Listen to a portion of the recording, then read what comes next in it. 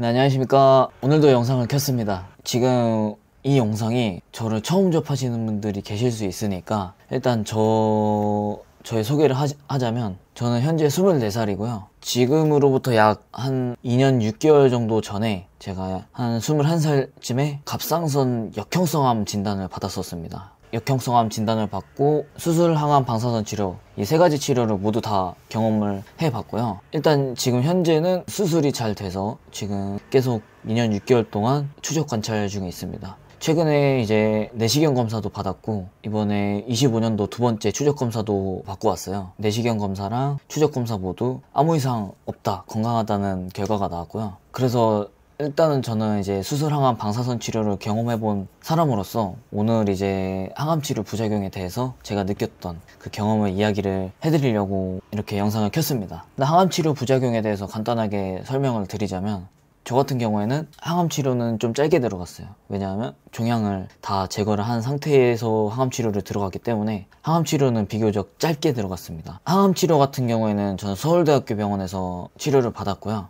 약은 시스플라틴이라는 두경부암에 많이 쓰이는 항암 치료 약을 치료를 받았습니다. 기간은 한 총 6주 정도 치료를 받았으니까 한 달 반 정도 치료를 받았던 걸로 기억을 합니다. 시스플라틴 같은 경우에는 그렇게 부작용이 심하진 않다고 그래요. 저는 뭐 다른 약이랑 섞어서 쓴 그런 케이스는 아니어서 시스플라틴 단독으로만 치료를 받았거든요. 그래서 일단 뭐 그거에 대한 부작용을 조금 말씀을 드리자면 수술이 끝난 상태에서 들어갔기 때문에 일단은 당연히 컨디션이 좋은 상태에서 들어가진 않았던 것 같아요. 일단은 치료가 어떻게 들어가냐면 주에 한 번씩 혈관 주사로 약을 맞으러 이제 병원에 가야 돼요. 따로 이제 저는 뭐 병원에 입원을 한 건 아니고 이제 오전에 항암 낫병동이라고 병원에서 입원을 해서 치료를 받는 게 아니라 그냥 그 당일에 오전에 잠깐 병실에서 주사만 맞고 그 당일에 이제 퇴원을 하는 그런 시스템이었고, 그래서 일단 첫 주부터 짧게 설명을 드리자면 일단은 저도 이제 당연히 저도 항암 치료를 처음 받는 거기 때문에 무섭긴 하더라고요.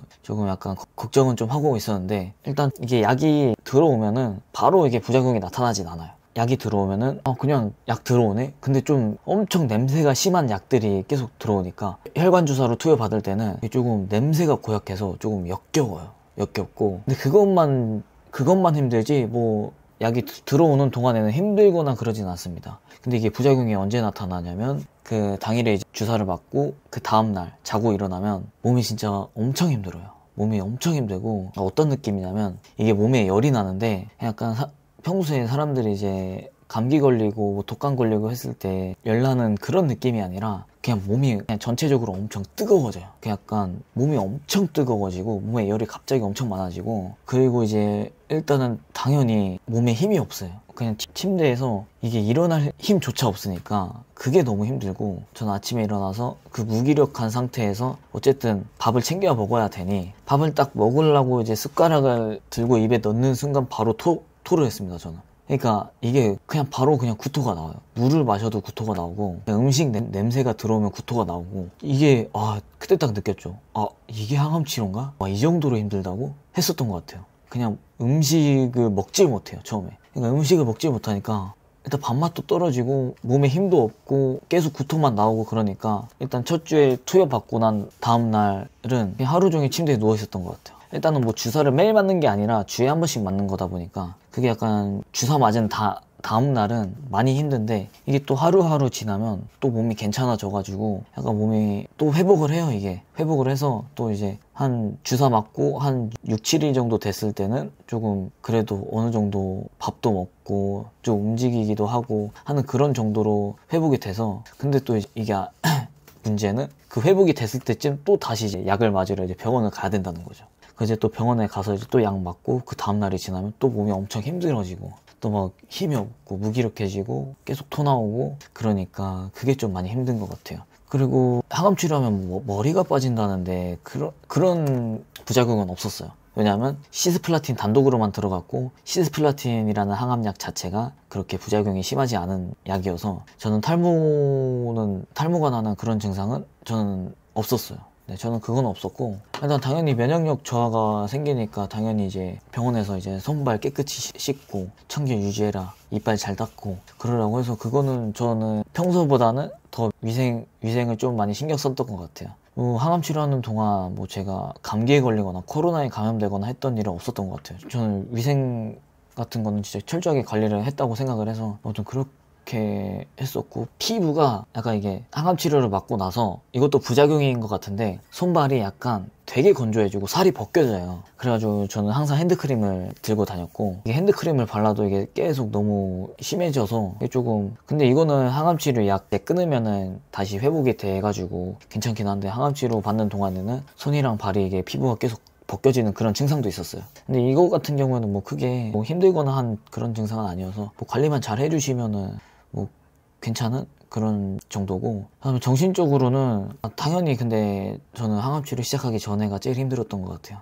제일 힘들었던 이유는 무서워서, 너무 무섭고 얼마나 힘들까, 내가 이걸 잘 견딜 수 있을까 라는 그런 걱정 때문에 좀 많이 힘들었고, 근데 막상 이제 치료 받는 중에는 정신적으로 막 그렇게 크게 힘들거나 하진 않았던 것 같아요. 그냥 내가 잘 이겨내보자, 부모님도 옆에서 많이 도와주시고 했으니까 내가 이거 꼭 잘 이겨내서 치료 잘 받고 잘 끝내자라는 생각이 좀 많이 컸고, 좀 약간 좀 거슬렸던 부작용이 하나가 있었는데, 이게 아무래도 항암 치료가 어디서 어떤 부작용이 나타날지 몰라요. 제가 개인적으로 조금 견디기 힘들었던 거는, 일단 대변이 안 나와가지고, 대변이 안 나오는 게 좀 굉장히 힘들었고요. 거의 진짜 그 변비약을 먹어도 빠르면 3, 4일, 늦으면 일주일 동안 거의 대변을 못 보는 상황이 있었고, 소변 같은 경우에는 너무 많이 나와서 이게 소변이 계속 나오니까, 이게 뭐라 그래요? 밤에 계속 소변을 보는 현상을 야간뇨라고 하나요? 밤에 계속 소변 나오는 것 때문에 잠을 못 잤어요. 그것 때문에 수면의 질이 너무 많이 떨어졌고, 항암치료 받으면서 개인적으로 그게 좀 힘들었던 것 같고, 일단 제가 총 6주를 받았잖아요. 전체적인 기간으로 봤을 때는 첫 주가 제일 힘들어요.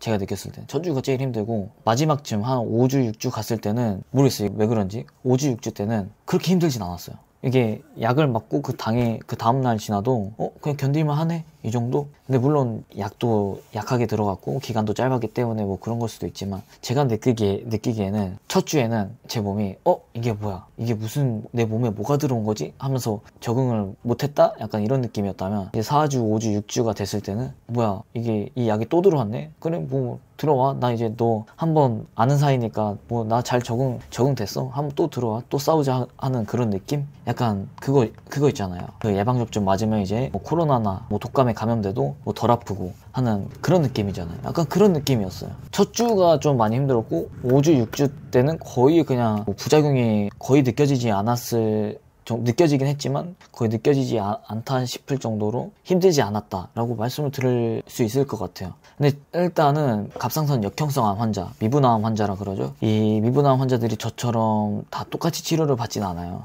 이게 워낙에 희귀암 종류 중에 하나다 보니까, 일단은 서울대학교 병원에서는 이렇게 치료를 한다라고 말씀을 드릴 수 있을 것 같아요. 수술로 다 깨끗이 제거가 된 상태의 환자라면은 시스플라틴 단독으로 6주 정도 치료를 받는다라고 아시면 될 것 같고, 지금은 제가 연세대학교 강남 세브란스 병원에서 추적 검사를 받고 있거든요. 근데 또 거기에서는 역형성암, 미분암 환자는 항암 치료가 이제 파크리탁셀이라는 약을 쓰고, 제가 기존에 맞았던 시스플라틴이라는 약보다 더 독해요. 더 독한 약이고, 그 약을 이제 역형성암 진단을 받으면 한 3개월에서 6개월 정도 치료를 받는다고 저는 알고 있거든요. 그래서 이거 병원마다 이게 치료법이 다 다르고, 또 환자마다 치료법이 다 다르니까 이거는 뭐 참고해 주셨으면 좋겠습니다. 개인적으로 이제 항암 치료보다는 저는 방사선 치료가 더 힘들었어요. 일단 방사선 치료 얘기 같은 경우에는 제가 할 얘기가 너무 많아서 그것 때문에 너무 힘들었어가지고, 진짜 거의 진짜 못 살겠다 싶을 정도로 너무 힘들어가지고, 이게 그건 할 얘기가 너무 많아서 다음에 또 제가 영상을 찍도록 하겠습니다. 방사선 치료는. 항암 치료 부작용 같은 경우에는 이렇게 있다라고 말씀을 드릴 수 있을 것 같고, 요즘 뭐 젊은 암 환자가 많아졌다라고는 하지만, 저도 그 당시에 21살이었으니까 21살짜리가 항암 치료를 받는다고 생각을 하면은 얼마나 무섭겠어요. 저도 그때 당시 심정은 진짜 너무 힘들었거든요. 너무 힘들고 그랬었어가지고 걱정이 많았죠. 항암 치료 한다고 하니까. 그래도 옆에서 부모님이 많이 도와주시고 해서 조금 그래도 견디지 않았나 싶고, 이 영상이 저와 같이 이렇게 암으로 이제 고생하시는 분들에게 조금 도움이 될 수 있었으면 좋겠어요. 다음에도 또 제가 전달해 드릴 수 있는 이런 이야기들은 최대한 많이 영상으로 찍어서 찾아뵙도록 하겠습니다. 오늘도 영상 봐주셔서 감사드리고 다음에도 또 좋은 내용으로 또 찾아뵙도록 하겠습니다. 가보겠습니다.